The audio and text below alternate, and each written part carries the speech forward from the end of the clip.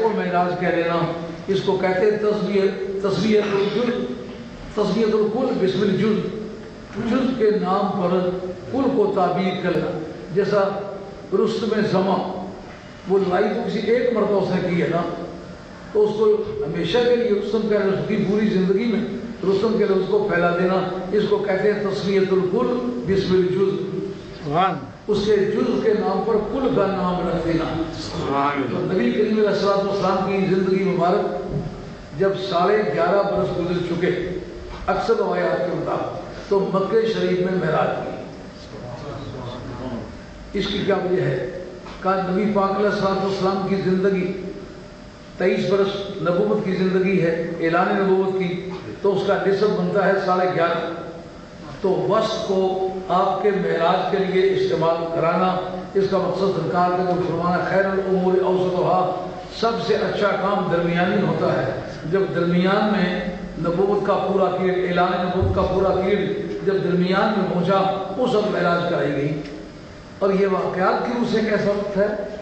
واقعات کی روح سے انتہائی تنگی کا وقت ہے. کیوں کہ دشمنوں نے ایک مرتبہ سرکار کو شہر بدل کر کے بھی دیکھا. شاہ ابو طالب کا جو بائیکاٹ تھا وہ شہر بدل کرنے کا تھا، اور سرکاری دعا سے جو معاملات کو مکمل طور پر انہوں نے بائیکاٹ کر لیا. سرکار کے ساتھ رشتہ ناتا، بولنا چالنا بیٹھنا اٹھنا سب بند کر دیا، اور تجارتی تعلقات سارے منقطع کر لیے، اور بین الاقوامی طور پر ادھر ادھر پھر کے لوگوں کے درمیان نفرت پھیلانے کی پوری تدابیر کر لی. اب ایک ایسا منظر تھا کہ جس کو پروردگار عالم نے محفوظ رکھا اور اس کی شہادت بنائی. اور شہادت بھی ایک ایسی شہادت ہے جس کو ایکسکلپٹری ایویڈنس کہنا چاہیے. مخالف دھڑے کی زبان سے وہ شہادت دلوانی تھی.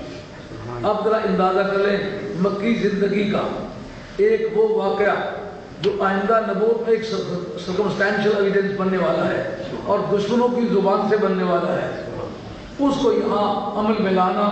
مدنی زندگی سے پہلے یہ مدنی زندگی کا ایک تمہیدی مقدمہ تھا، انٹروڈکشن تھی کہ جب میرا محبوب وہاں جائے تو دشمنوں کی زبانیں بول کے کہہ دے واقعی یہ سچا نبی ہے. کیا ہو گیا؟ سبحان اللہ. نعرہ تکبیر، نعرہ رسالت، نعرہ حیدری، نعرہ غوثیہ، عظمت و شان مصطفیٰ، نواسہ رسول حضور مفکر اسلام، امام اہل سنت.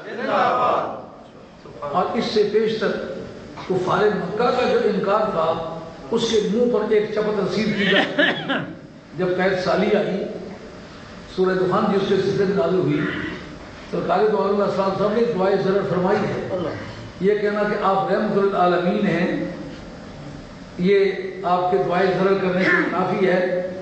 ڈاکٹر علاج کرتا ہے، صحت دلاتا ہے، لیکن جب بازو کاٹ لیتا ہے تو پھر کیا ہوتا ہے؟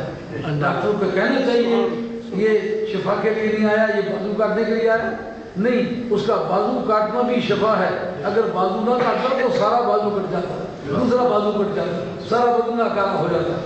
وہ جو واقعہ تھا دعائے ضرر کا، وہ جس حد تک وہ پہنچنا چاہتے تھے اس سے روکنے کے لیے تھا. جس طرح پروردگار عالم نے طور برادران یوسف کو قید سالی میں مبتلا کیا اور وہ آ کر کے گرے اور آ کر کہنے لگے تاللہ لقد آثرک اللہ علینا سبحان اللہ.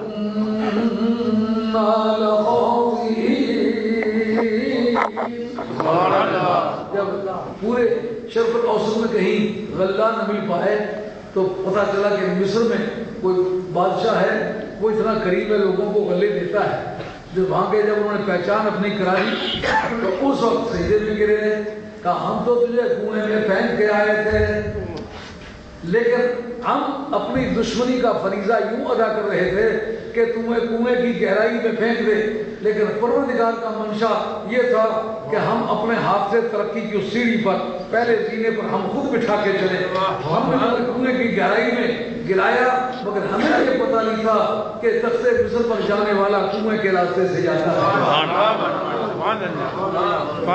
سجدے میں گر کے انہوں نے کہا خدا کی قسم کھا کے کہتے ہیں کہ تمہیں اللہ نے ہم پر چن لیا ہے، کچھ نظر آ رہا ہے کہ اللہ کا چننا تو مانا رکھتا ہے؟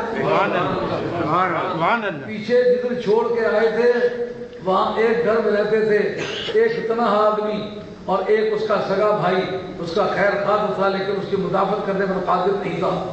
10 آدمی گھر میں دشمن تھے اور قتل کا ارادہ رکھتے تھے۔ ادھر آ کے بیچا تو جس گھر میں بک کے آئے اس عورت نے ان کو جھوٹی موٹی باتیں کر کے جیل میں پہنچا دیا۔ پیچھے بھی دشمن، آگے بھی دشمن، لیکن جب رب چننا چاہے تو کون روکے؟ اس سے رسید کا حاصل ہو کہ جو مارن عجیب ہوتا ہے، جو سبق ملتا ہے وہ کیا؟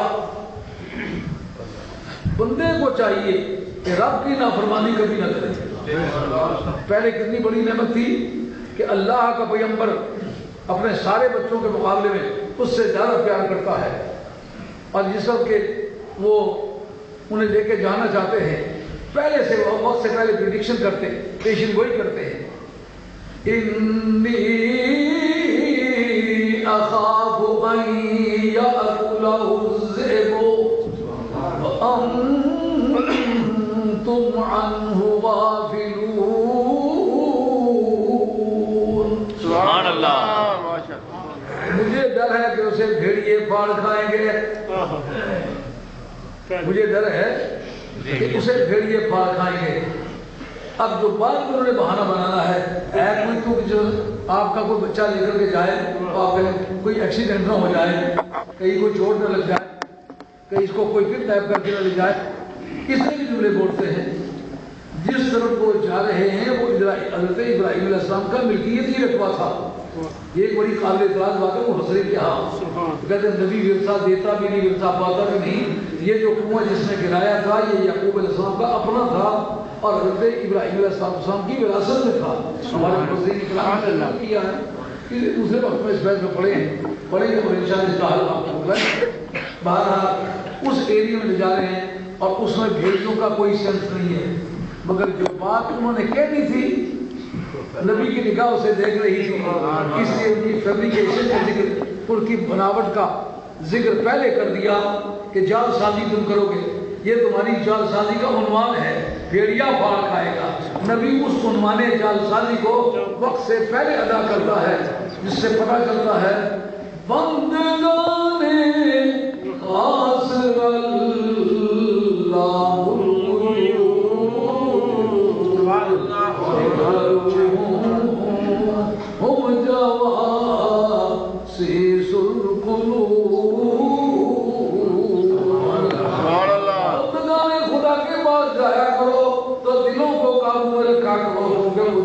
جاسوس ہوتے ہیں، وہ غیب جانتے ہیں۔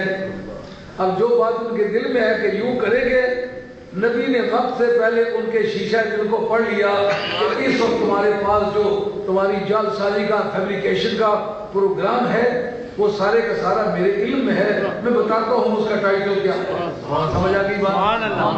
اگر کوئی قانون دان بیٹھا ہوا ہو اس بات پر غور کرے کہ جو ان کی فیبریکیشن ہے، جو ان کی جال سازی ہے، اس کا وقت سے پہلے خاکہ بدلا دینا، اس کا ٹائٹل بدلا دینا، اس کا معنی یہ کہ رضائے خداوندی ایسی تھی کہ نبی کو پتا تھا کنویں میں تو گرائیں گے لیکن ایک دن وہی پاؤں تختے مصر پر جائیں گے، اس کو میں روکوں تو اچھا نہیں ہوگا، لیکن باپ ہو، پیار ہے تو فطرت انسانی کے مطابق گلا کرتا ہوں۔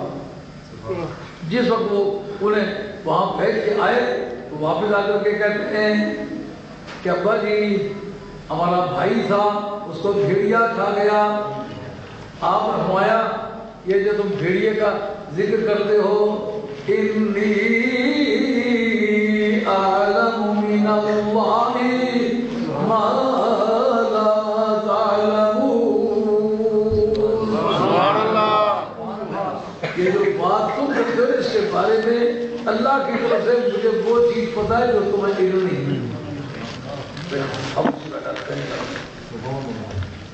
اس کے بعد اگر کچھ لینا چاہنا تو نماز کے بعد کریں، دوبارہ خصوبت کو اسے اٹینشن ڈائیورٹ ہوتی ہے۔